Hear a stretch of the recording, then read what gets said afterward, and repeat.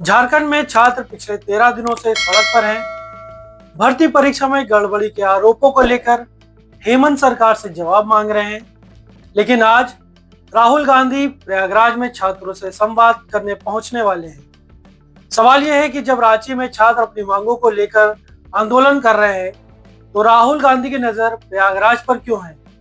क्या झारखंड के छात्रों की आवाज राहुल गांधी तक नहीं पहुंच रही है? और सबसे बड़ा सवाल, झारखंड में हेमंत सोरेन की सरकार है, जिसमें कांग्रेस भी सहयोगी है। तो क्या राहुल गांधी अपनी ही सहयोगी सरकार से भी छात्रों के सवालों का जवाब मांगेंगे? क्योंकि मामला सिर्फ एक परीक्षा का नहीं है, मामला उन हजारों युवाओं के भविष्य का है जो सालों से सरकारी नौकरी की तैयारी कर रहे हैं। नहीं सुन रहा। देखिए, आप स्टूडेंट्स की मैं सुन रहा हूँ। मैं प्रयागराज में रोज़गार के बारे में, जॉब सिचुएशन के बारे में आपसे चर्चा करने आ रहा हूँ और मैं एक बात को 100% एक्सेप्ट करता हूँ कि आज के हिंदुस्तान में जो हमारे स्टूडेंट्स हैं, चाहे वो एजुकेशन हो, चाहे वो रोज़गार हो, उनका आज हिंदुस्तान में भविष्य नहीं है और इसको हम सबको मिलके बदलना है। आपकी एनर्जी के साथ, आपकी आवाज़ के साथ हम मिलकर इस प्रॉब्लम को रिजॉल्व कर सकते हैं। तो सवाल अब सिर्फ इतना है, प्रयागराज में छात्रों से संवाद जरूरी है, बिल्कुल जरूरी है, लेकिन रांची के छात्रों से संवाद कब होगा? राहुल गांधी ने कहा कि छात्रों की बात सुनी जानी चाहिए और एजुकेशन सिस्टम को बदलने के लिए सरकारों को कदम उठाना चाहिए। बात बिल्कुल सही है, लेकिन यहाँ राहुल गांधी से एक सवाल जरूर पूछना चाहिए। जब झारखंड में आपकी पार्टी सरकार में साझेदार है, तो छात्रों की आवाज सुनने की जिम्मेदारी सिर्फ दूसरी सरकारों की कैसे हो गई? आइए अब समझते हैं झारखंड में आखिर मामला क्या है।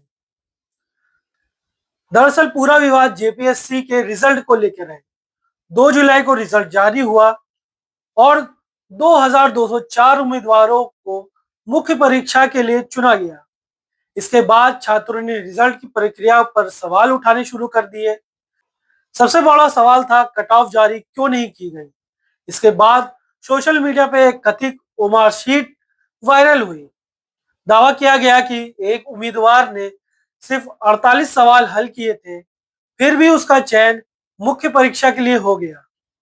हालांकि इस ओमार शीट की आधिकारिक पुष्टि नहीं हुई है, इसलिए इसे सच मानना सही नहीं होगा। लेकिन इस दावे ने छात्रों के बीच संदेह और गुस्सा जरूर बढ़ा दिया है।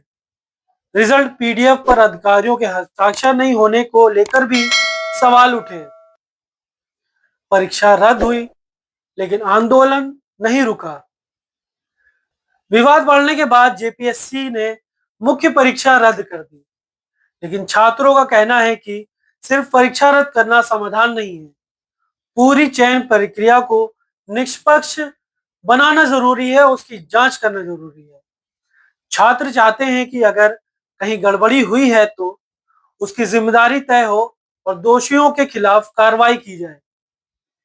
अब सवाल राहुल गांधी से भी।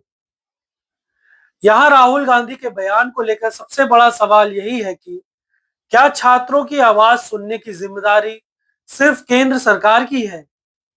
झारखंड में हेमंत सोरेन की सरकार है और कांग्रेस इस सरकार में सहयोगी है।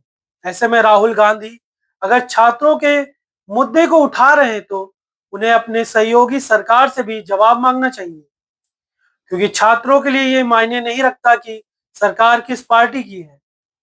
उन्हें बस ये चाहिए कि परीक्षा निष्पक्ष हो, रिजल्ट पारदर्शी हो और उनके भविष्य के साथ खिलवाड़ ना हो। राहुल गांधी का यह कहना कि एजुकेशन सिस्टम बर्बाद है, उनका यह बयान राजनीतिक तौर पर सुर्खियां जरूर बटोर सकता है, लेकिन छात्रों को इससे आगे जवाब चाहिए। भर्ती परीक्षाओं में पारदर्शिता कैसे आएगी और ऐसी शिकायतों की स्थायी समाधान क्या होगा? और अगर कांग्रेस झारखंड सरकार में सहयोगी है, तो राहुल गांधी को अपनी सहयोगी पार्टी से भी ये सवाल पूछना चाहिए कि छात्रों की शिकायतों पर अब तक क्या ठोस कदम उठाए गए हैं? एक प्रतियोगी छात्र सिर्फ परीक्षा नहीं देता, वह कई साल अपनी तैयारी में लगा देता है। उम्र, पैसा, मेहनत और परिवार की उम्मीदें, सब कुछ एक सरकारी नौकरी की उम्मीद से जुड़ा होता है।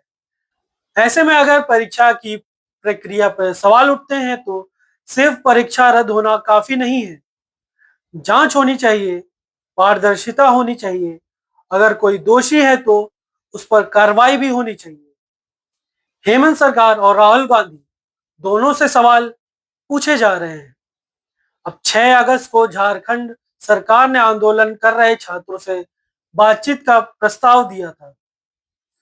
छात्रों की तरफ से 11 सदस्यों का एक पैनल बनाया गया जो सरकार से बातचीत करने को तैयार है। अब देखना होगा कि इस बातचीत से क्या समाधान निकलता है। लेकिन राहुल गांधी के लिए भी ये मौका है कि वह सिर्फ बयान देने के बजाय अपनी सहयोगी सरकार से छात्रों के सवालों का जवाब मांगे।